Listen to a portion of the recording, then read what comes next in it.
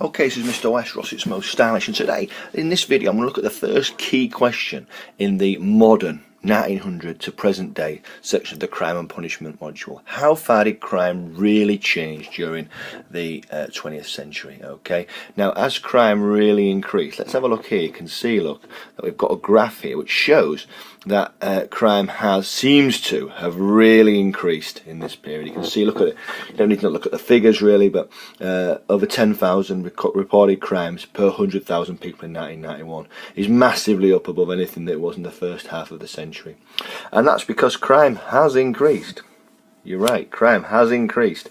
However, it's not increased to the degree that the headline figures suggest, mainly because more people, I should say there, were prepared to report crimes. Okay, by the second half of the century, most households have got telephones, and more people report burglaries for insurance purposes. Quite often you can't claim on your insurance unless you've got a crime number, so therefore you need to report the burglary in order to get the crime number. So it gives the impression that there's more crimes being committed, just that more people are reporting them. Violent and sexual crimes are reported more because police are better trained and more sympathetic than in the past. And previously, many crimes were dealt with off the record. Now, recording is much more consistent. So, in short then, to come back to that question, has crime really increased? I think to say yes, but not to the degree that the initial statistics would suggest, because of what I've just gone through there. So I'll put that down, has crime really increased, and just give us a few reasons why it's perhaps not as increased as much as at first appears. Okay, now if we move down then, we're going to now look at the crimes in the 20th century. Now, we're going to start, first of all, with all crimes that continued. I'm sorry, I've exported this from Popular, it's not quite finished. So, all crimes that continued, and the first one is kind of violent and crime and sexual crime. And violent and sexual crimes have always existed, but both show an increase in the later 20th century because people are more prepared to report the crimes. Okay, so they've always existed in one form or another. Just that more people are now prepared to report them. Okay, and obviously another crime there is murder, which continued. Okay, the number of murders increased after 1900, but not as quickly as other crimes, and often not as quickly as people think. Throughout history, most murders are spur of the moment things perpetrated by a victim that the person knows.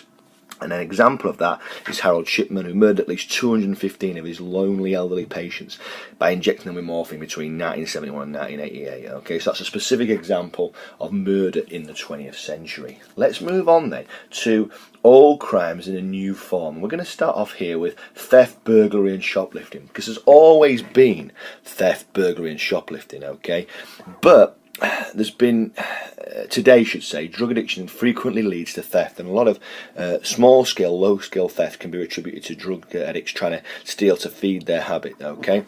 But then shoplifting became established in the second half of the century as more shops placed goods on display, and it became easier and perhaps more tempting, okay? So that's a crime that has always been there, but perhaps has just developed in the second half of the 20th century. Let's look at another one now then, computer crime. Okay, now at first I was going to put this straight in new crimes, okay, and then I thought a little bit more about it. Is it a new crime because of online fraud? Okay, and that kind of thing? Well, not really, because the technology is new, but many of the crimes are just modern versions of old crimes, such as stealing computers or using computers to steal money from bank accounts, such as spying on people, such as governments, such as sabotaging governments through hacking.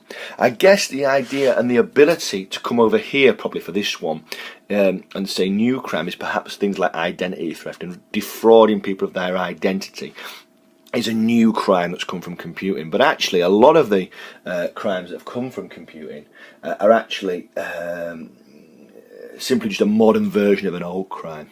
Developing from that then is smuggling. Now we know, don't we, that smuggling was a crime that was quite harshly punished in the industrial period, but what has been smuggled is changing. Okay, so people smuggling, all right, is a much more is a kind of more modern development. Okay, so we've got this idea of girls and women from Eastern Europe and Asia being smuggled into the country for the sex industry, men being smuggled into Britain, sometimes willingly to work in different jobs.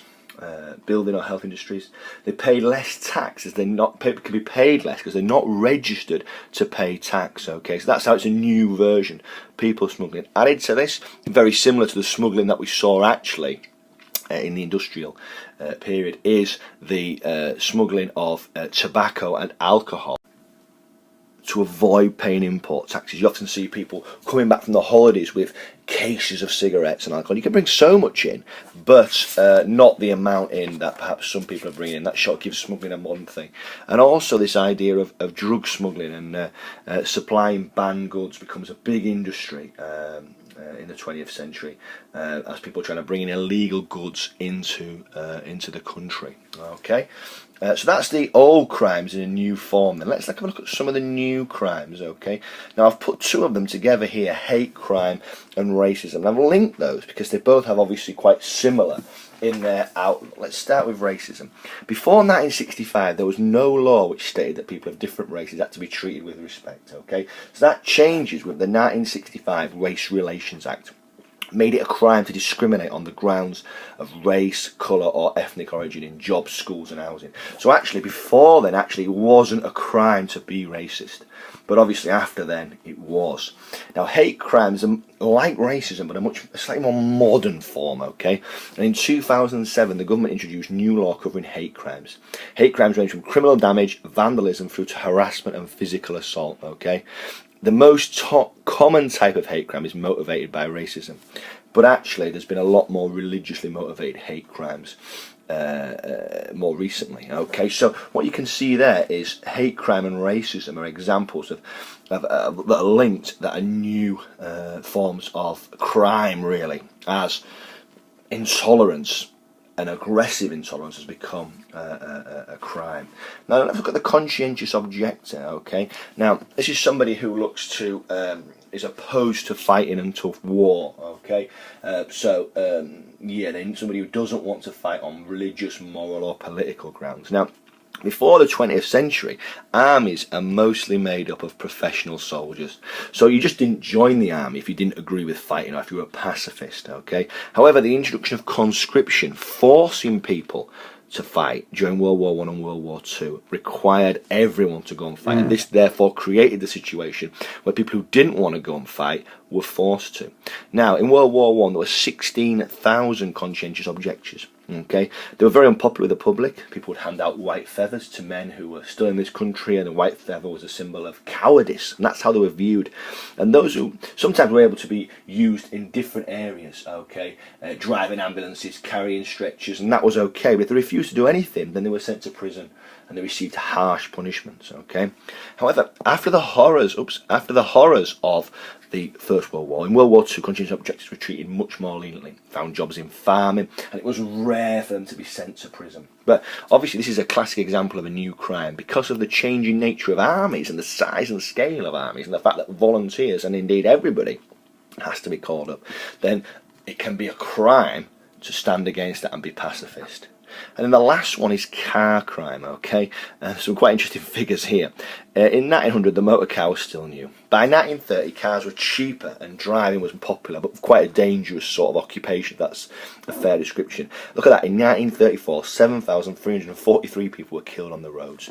And that's obviously what led partly to the 1935 introduction of a test, road tax, insurance, and maintain a roadworthy car. All these things here, okay, are things that we have to do today. Okay, so that comes in them. And I've linked these two together really at the bottom because driving related crime absorbs a huge amount of police and court time, okay, the theft, joyriding, that kind of thing. But actually by 2010, car theft itself fell after them, falling dramatically because of new security technology. Okay, so you can see that thing, but of course there's still other elements of crime, including speeding, drink driving, driving without a license, driving without insurance. Okay, so and changing technology has created a whole area of crimes. Okay, but I guess that to answer the question then of how much did crime really change in this period, I think that a lot of this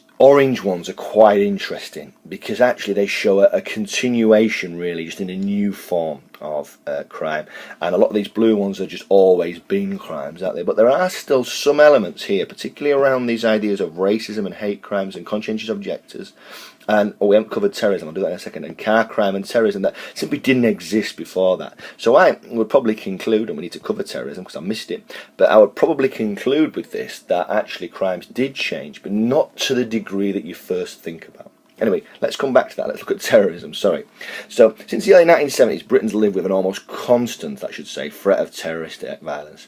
It's the IRA in the 70s, 80s and early 90s that became the biggest threat. They wanted to end British rule, okay? They threatened ordinary people and MPs, basically with a series of bombings. And then since 2001, the threat has been from kind of more different Islamic extremist group using violent acts such as suicide bombing. Okay, they threatened Britain because of their involvement in the Middle Eastern wars. And in 2005, Muslim extremists carried out a suicide bombing in London, killing 56 people and injuring many more. So, and obviously, very recently, we've seen some examples of this continuing. Okay, and it's obviously a continuing problem. Okay, so yeah. So that's an outline, really. As I say, just to conclude, I would say that crimes have changed, but probably not to the degree that people initially first think.